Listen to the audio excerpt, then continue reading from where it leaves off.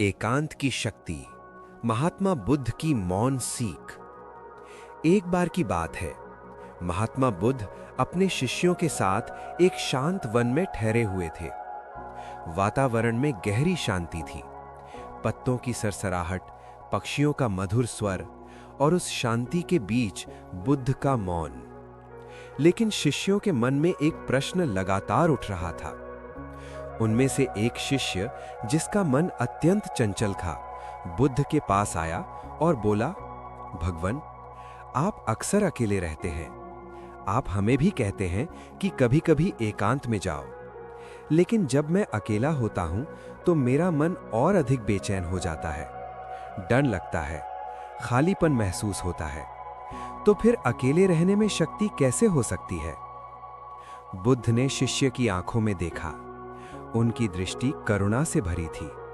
वे मुस्कुराए और बोले, आओ, आज तुम्हें एक कथा सुनाता हूं। बुद्ध बोले, एक समय की बात है। एक युवक था जो हमेशा लोगों से घिरा रहता था। भीड़, मित्र, बातें, हंसी, सब कुछ उसके पास था। लेकिन जैसे ही वो अकेला होता, उसका मन डर से भर जाता। उसे लगता जैसे उसका अस्तित्व ही समाप्त हो जाएगा। एक दिन वो युवक एक ज्ञानी संत के पास गया और बोला, महाराज, मैं अकेले नहीं रह पाता। मेरा मन मुझे कष्ट देता है। मुझे कुछ उपाय बताइए। संत ने उसे एक दीपक दिया और कहा, आज रात इस दीपक को लेकर एकांत में बैठना।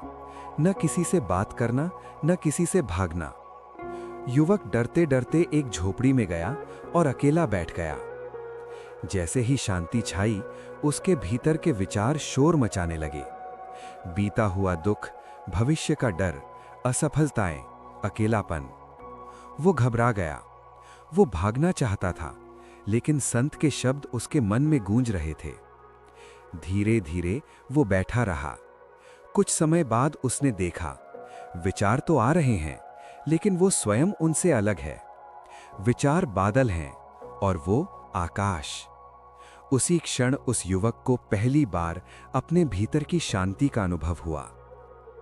कथा सुनाकर बुद्ध ने शिष्य से कहा, जो व्यक्ति अकेले रहने से डरता है, वो अपने मन से डरता है। लेकिन जो व्यक्ति एकांत में बैठना सीख लेता है, वो अपने मन का स्वामी बन जाता है।